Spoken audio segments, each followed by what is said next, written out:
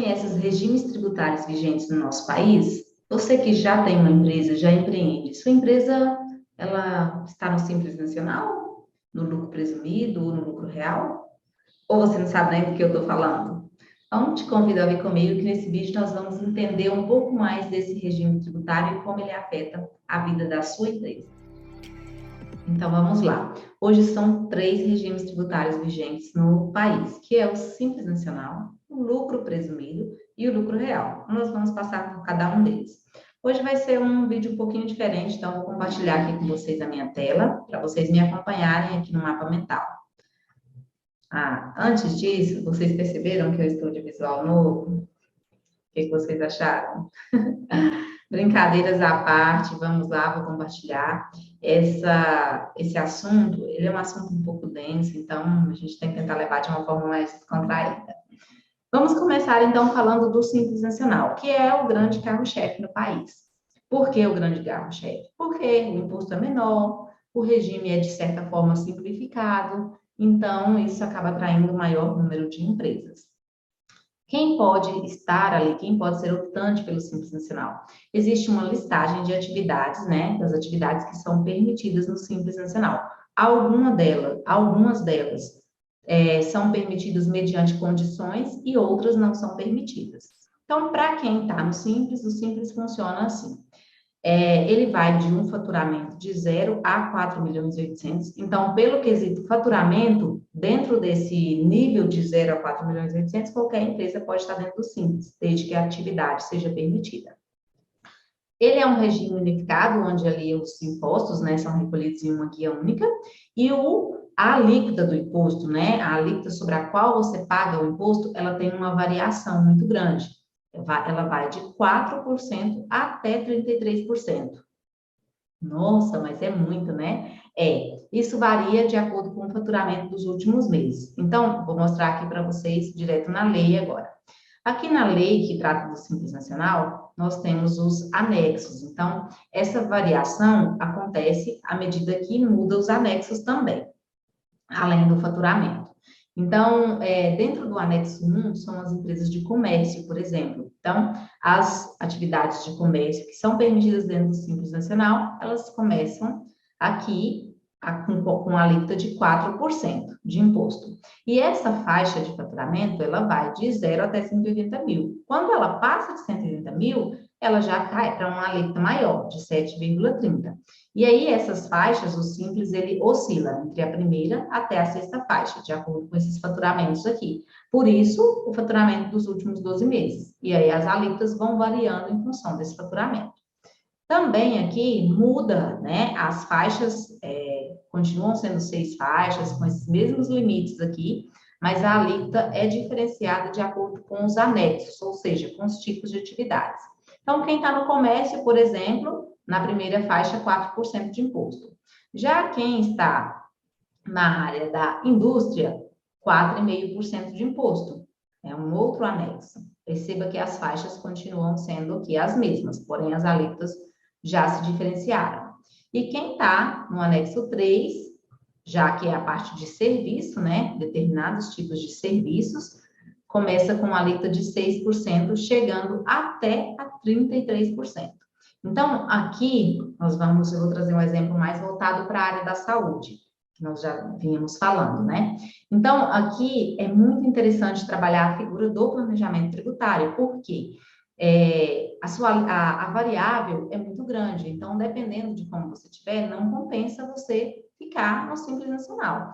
Até porque, na saúde, principalmente, nós temos um fator importante que essa lei aqui traz, que é um chamado fator R, que, por exemplo, as atividades da saúde, a boa parte delas não podem trabalhar, né, pelo anexo 3, mas sim pelo anexo 5, que olha só as alíquotas do anexo 5. Já começa com 15,5%. Então, se você tem um faturamento de 15 mil, pagando 15,5% de imposto, é muito alto, né? Então, é importante usar essas lacunas que a lei deixa a nosso favor, né? Então, fazer aqui um planejamento para verificar o seu prolabore, que é aquele salário do sócio, verificar a sua folha de pagamento, porque é feita uma razão entre essa folha de pagamento e o faturamento para ver onde que você vai se encaixar. Para isso aqui nós utilizamos uma planilha, né, onde nós fazemos esses cálculos para ver se você fica no anexo 3, se você fica no anexo 5, se é melhor para você ir para o lucro presumido e uma outra situação também no lucro presumido. Então, isso é envolvido no contexto do planejamento tributário. Voltando aqui. Trouxe aqui para vocês um exemplozinho, né? Se você tiver lá com 15 mil de faturamento, a 6%, a menor alíquota ali, né? A sua razão entre a folha de pagamento deu ok, você ficou com a menor alíquota pagando 6%.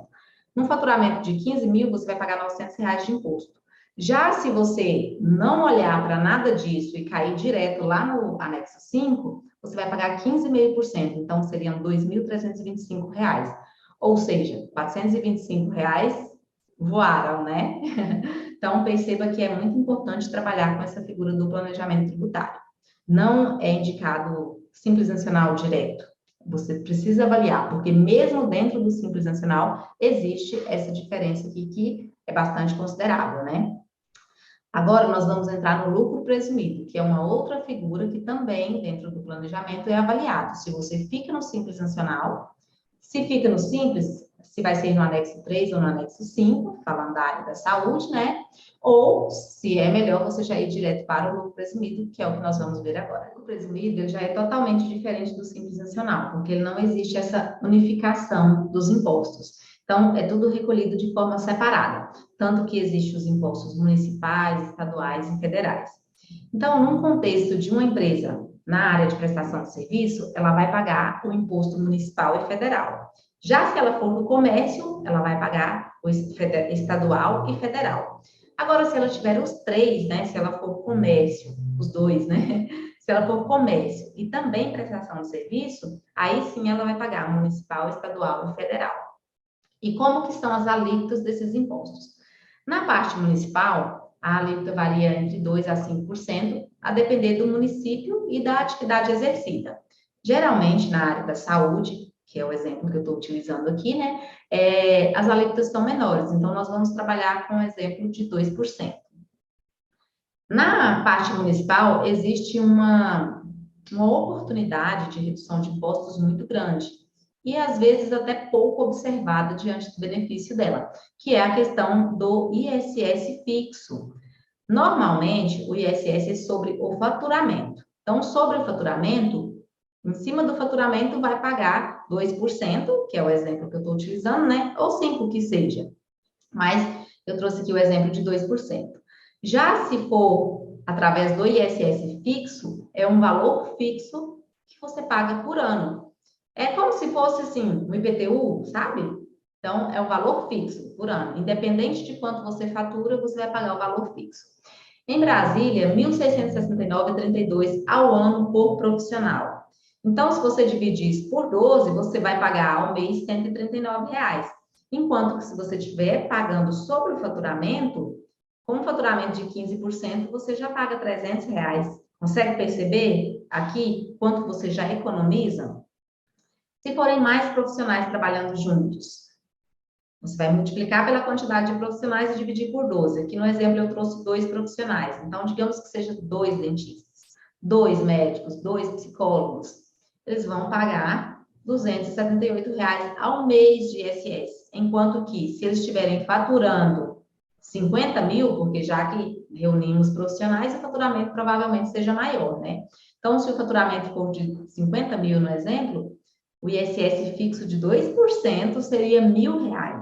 Então, você consegue perceber o quanto você vai economizar aqui, utilizando essa oportunidade legal, né? Basta fazer o planejamento tributário.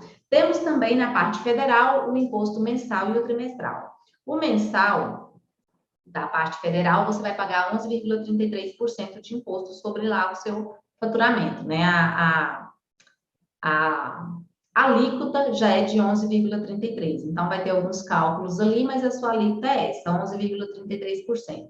Na parte federal, nós temos também a figura dos impostos, o imposto de renda e a contribuição social, que podem ser recolhidos de forma trimestral, onde você vai pagar 7,68% de imposto se for serviço, né? Se for comércio, é um pouco menos que isso. Porque o comércio, como ele tem um custo maior, uma margem de lucro menor, o imposto acaba sendo um pouquinho menor. Mas, independente de ser comércio ou serviço, vai existir a figura do adicional de 10% sobre o lucro que exceder a 20 mil no mês ou 60 mil no trimestre. E na parte estadual, né, se for uma empresa de comércio, por exemplo, então uma farmácia, um comércio de produtos hospitalares, ou um supermercado, qualquer coisa que seja, mas assim, no comércio, para o comércio não é muito comum lucro presumido. Estou explicando para vocês porque a proposta desse vídeo é que vocês entendam o contexto. Mas o lucro presumido ele é mais indicado mesmo para serviços, e principalmente na área da saúde, né? Então, se for um comércio, ele vai ter crédito na venda, e crédito na compra e débito na venda. Isso na parte estadual. Então, esse é o universo do lucro presumido. Agora, nós vamos falar sobre o lucro real. E o lucro real? O lucro real, ele tem certas semelhanças com o lucro presumido. Essa semelhança, por exemplo, já fica evidente na parte municipal e também na parte de recolhimento, porque o lucro real segue o mesmo raciocínio de município, estado e união, que é o federal, né? Então, dentro da parte municipal, o ISS também varia de 2% a 5%, a depender do município e da atividade, e também tem a opção, né, a figura ali do ISS fixo. Então, o que precisa fazer é realmente uma avaliação, um estudo. Na parte estadual, também ele tem o crédito pela compra e o débito pela venda, assim como no lucro presumido. Na parte federal, aqui já muda, né, um pouco do lucro presumido, porque a parte federal, ela também funciona por débito e crédito. Então, lá no lucro presumido, como o próprio nome já diz, presume-se. Então, presume-se um lucro, né, em cima do seu faturamento existe uma presunção de lucro e em cima dessa presunção é jogada a alíquota, que eu já trouxe ali um resumo para vocês. Agora, aqui no lucro real, não é assim. No lucro real, é débito e crédito. Então, por exemplo, se você é comércio, pelo que você comprou, você tem crédito, pelo que você vendeu, você tem débito. Um contra o outro é o valor que você vai ter a pagar. E essa alíquota aqui de 9,25 é o quê? É o total, né, da alíquota que você vai ter tanto no débito quanto no crédito. Então, é a mesma. Existem alíquotas diferenciadas, porque existem reduções de acordo com produtos, atividades, existem isenções, mas eu não posso entrar tanto nesse detalhe para vocês, porque senão o vídeo vai ficar extenso demais e acredito que vai confundir muito vocês, porque essa parte já é uma parte mais profissional. Então, a contabilidade que você contratar, ela vai saber disso, ela vai conseguir te orientar essa parte. E também, se você precisar de uma orientação mais detalhada, pode entrar em contato com a gente aqui, que a gente atende, a gente te explica. Só não vou entrar em todo esse detalhe, realmente devido à extensão que ficaria o vídeo e também a confusão que ia gerar aí na sua cabeça. Então, estou trazendo de forma resumida e mesmo assim, já estamos com o vídeo bem extenso, né? E também existe a figura, né, dentro do trimestral, também existe aquele imposto de renda e a contribuição social, que temos lá no lucro presumido. Ele pode ser recolhido de forma trimestral, mensal ou até mesmo estimado, uma estimativa de lucro, né? Então, você já vai recolhendo, né, ali de forma antecipada e, num dado momento, é apurado o lucro para ver se superou as expectativas ou não, a estimativa ou não. Assim como no lucro presumido, também existe a figura do adicional de 10% sobre o lucro que exceder a 20 mil mês ou 60 mil no trimestre. Então, perceba que ele é bem parecido. Agora, ele é bem parecido assim, na questão das esferas, né? Municipal, estadual, federal, o ISS é bem semelhante, né? Ele tem o imposto também, o PIS e COFINS, que também tem lá no lucro presumido. Ele tem o imposto de renda e a contribuição social, que também tem lá no lucro presumido. Só que a forma de apuração é totalmente diferente. Aqui no lucro real, não é muito comum empresas de serviços. Por quê? Como é débito e crédito, e o serviço ele não tem tanto crédito assim, ele praticamente não tem, acaba ficando um imposto muito alto, porque ele tem débito de 9,25. Mas e o crédito? Compreende? Ele não tem todo aquele crédito. Então, não é tão comum. Tem empresas de serviços que se encaixam no lucro real? Tem sim. Tem empresas de serviço em geral e tem também empresas de serviço na área da saúde. Tem hospitais, tem clínicas que trabalham no lucro real. Mas aí é tudo envolvido naquele universo do planejamento tributário. Assim, logo como diz, de supetão, de impulso, não dá para falar sobre lucro real para serviços, principalmente na área da saúde. Então, realmente tem que avaliar. O objetivo desse vídeo foi trazer para você, de uma forma um pouco mais simples, porque o assunto é complexo, né? A figura dos regimes tributários vigentes e como nós podemos utilizar o planejamento tributário a nosso favor. Aqui nós trabalhamos com planejamento tributário, sempre buscando identificar a melhor tributação para a empresa, visando a redução de impostos de forma legal. Então, visando reduzir de forma legal a carga tributária que impacta aí no dia a dia do seu negócio. Então, dentro do universo, né, empresarial, se você já é empreendedor ou tem o sonho de empreender, para quem ainda não começou, o ideal é fazer o planejamento desde o início, desde ali do tipo de sociedade. Então, na hora de escolher a modalidade societária. Inclusive, vou deixar aqui no card para vocês um vídeo onde nós falamos sobre abrir empresa sozinho ou com sócio, que já dá uma clareada. Se você já é empreendedor, já tem um negócio, não se preocupe. O melhor momento para você fazer o planejamento tributário é no final de ano e no início do ano seguinte, porque é o momento que você tem a possibilidade de migrar, né? De fazer a migração, a mudança de tributação.